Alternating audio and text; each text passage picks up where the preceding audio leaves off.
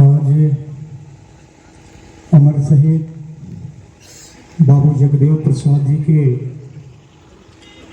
जन्म जयंती के अवसर पर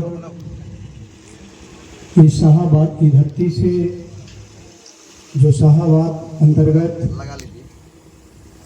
जो भी 4 जिले, साथ ही साथ इस प्रदेश के सटा हुआ सीमा जो उत्तर प्रदेश है, इन दोनों प्रदेशों से जो सामाजिक परिवर्तन के समर्थक लोग, गणमान्य लोग, जो गण व्यवस्था को मान्यता देने के लिए और उसको आने वाले भविष्य में स्थापित करने वाले तमाम लोगों को समय को ध्यान में रखते हुए मात्र एक शब्द जय मूल निवासी से सबको सामाजिक अभिनंदन करते हैं।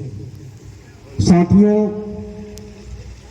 आज बाबू जगदेव प्रसाद जी के जन्म जयंती के अवसर पर जो हमने पूर्व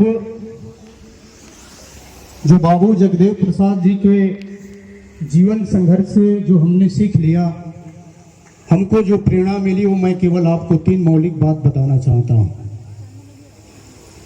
बाबू जगदेव प्रसाद जी से मुझे पहला प्रेरणा मिला कि अपने दोस्त और दुश्मन की पहचान करो।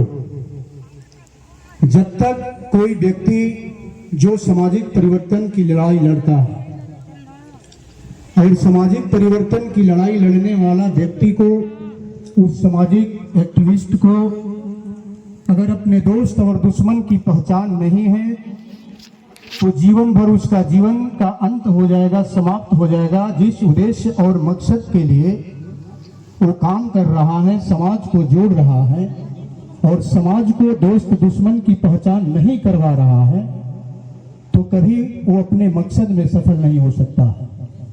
क्योंकि जगदेव प्रसाद कुशवाहा ने जो 100 में 90 शोषित हैं, 90 लोगों को अपना मित्र, अपना दोस्त समझा और 10 लोगों को अपना दुश्मन समझा, यानी दुश्मन मानकर वो लड़ाई जो अपने जीवन में किए, संघर्ष किए।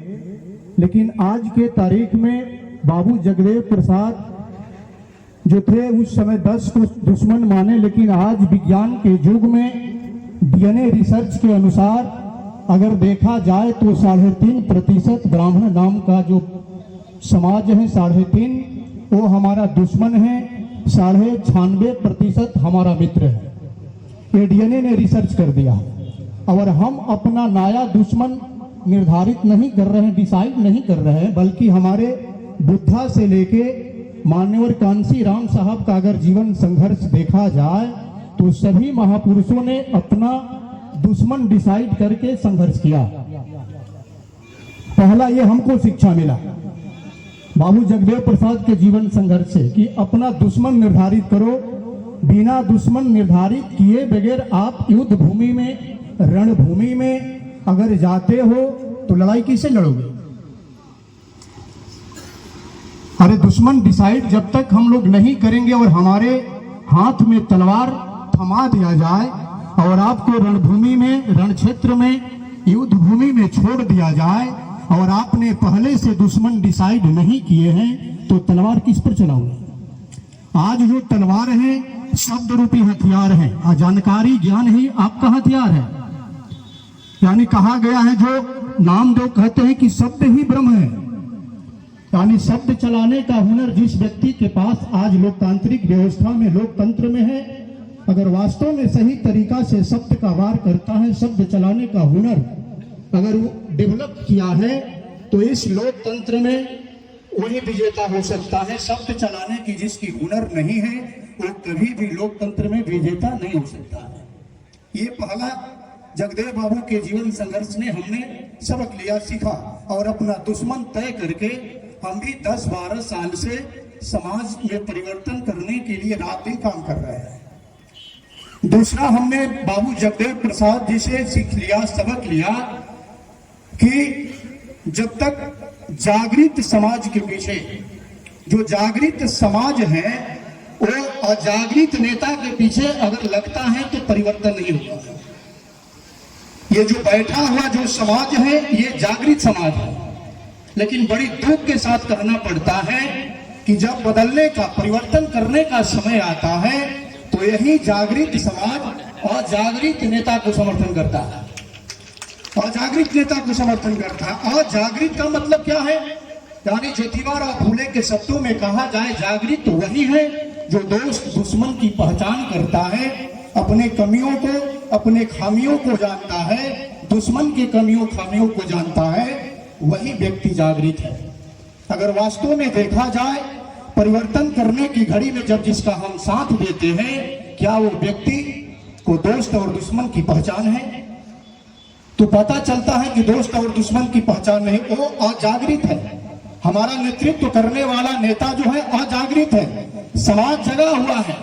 ये दूसरा जगदेव बाबू से हमको सबक मिला कि हमें जागृत लोगों का साथ देना चाहिए, और जागृत लोगों का साथ देंगे तो आने वाले भविष्य में जो आपका दशा दिशा है वो और बद से बदतर हो जाएगा।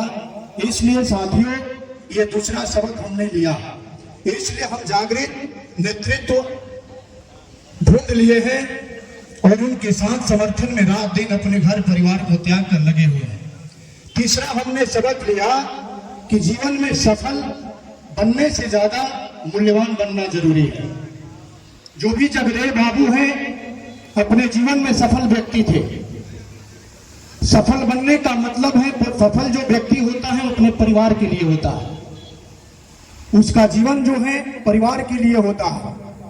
लेकिन जो मूल्यवान व्यक्ति होता है उसका जीवन समाज के लिए होता है।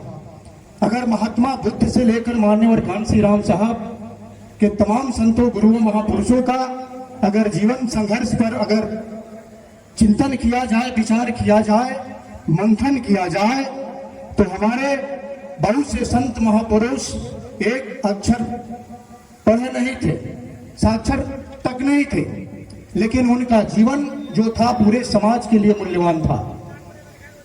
यानी सफल होना का मतलब है कि आप डॉक्टर बन सकते हैं, आप पढ़ लिख कर इंजीनियर बन गए, शिक्षक बन गए, प्रोफेसर, वकील बन गए, IAS IPS बन गए, लेकिन ये तमाम बनने के बाद आप समाज के दुख के लिए, समाज को बदलने के लिए, व्यवस्था को बदलने के लिए अगर आपका समय समाज के लिए आप नहीं देते हैं तो आप सफल हैं, मूल्यवान नहीं है। सफल है आप मास्टर बनकर स्कूल में पढ़ा रहे, सफल है, प्रोफेसर सफल है, और सफल आप परिवार के लिए हैं, समाज के लिए नहीं है। लेकिन हमारे महापुरुषों ने सफलता को छोड़कर मूल्यवान बनने का प्रयास किया। आपने देखा होगा कि बहुत से महापुरुष अपने राजपाट को छोड़कर, बुद्धा का इतिहास दुनिया जानती है, पूरे राजपुत्र थे, राजकुमार थे, राजा के लड़का होने के राजपाट छोड़ दिए और पूरे दुनिया को बदलने के लिए मैदान में उतर गए। बाबू जगदेव प्रसाद अगर चाहते कि केवल मुझे परिवार चलाना है, यानी जमीन, बिल्डिंग, नौकरी करना है, तो बाबू जगदेव प्रसाद को गोली नहीं खानी पड़ती। कांसी राम साहब का जीवन संघर्ष देखिए, बाबा साहब का जीवन संघर्ष देखिए।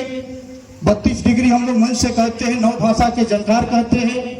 अगर वास्तव में बाबा साहब अम्बेडकर अपने परिवार के उत्थान के लिए काम करते तो मेरा ऐसा अनुभव है, पूर्वानुमान है कि आज के तारीख में बाबा साहब भारत के प्रथम अमीर व्यक्ति के सूची में गिने जाते।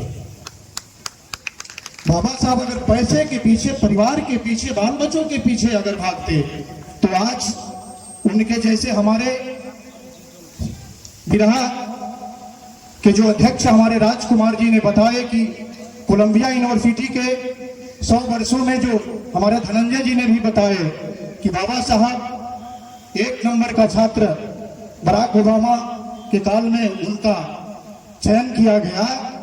तो मेरा ऐसा मानना है कि अगर परिवार के पीछे जाते तो आज अमीरों की सूची में बाबा साहब के नाम गिना जाता।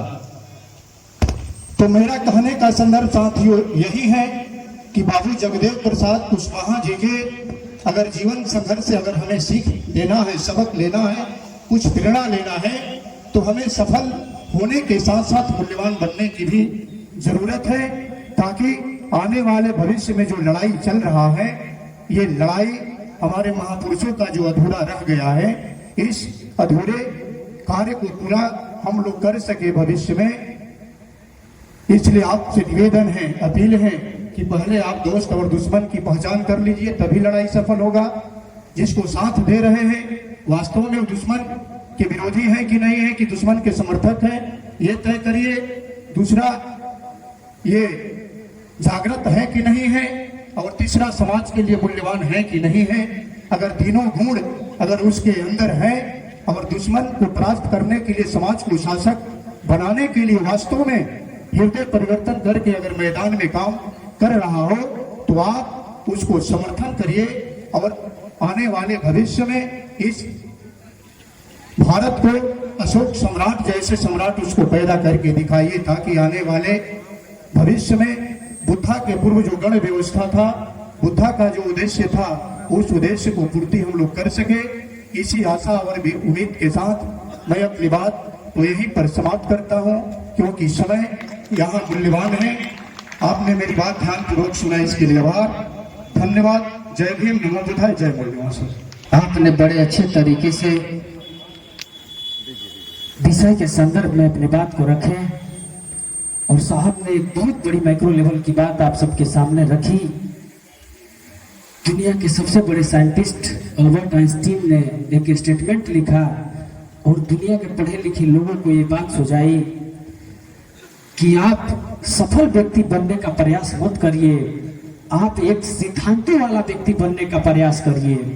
यही बात बाबू जगदेव प्रसाद कुशवाहा के जीवन संघर्ष के संदर्भ में मान्यवर यादव संतोष नागवंशी सर ने आपके सामने रखी, और मैं चाहता हूं कि उनके स्वागत के लिए आप एक जोरदार तालियों से स्वागत करें।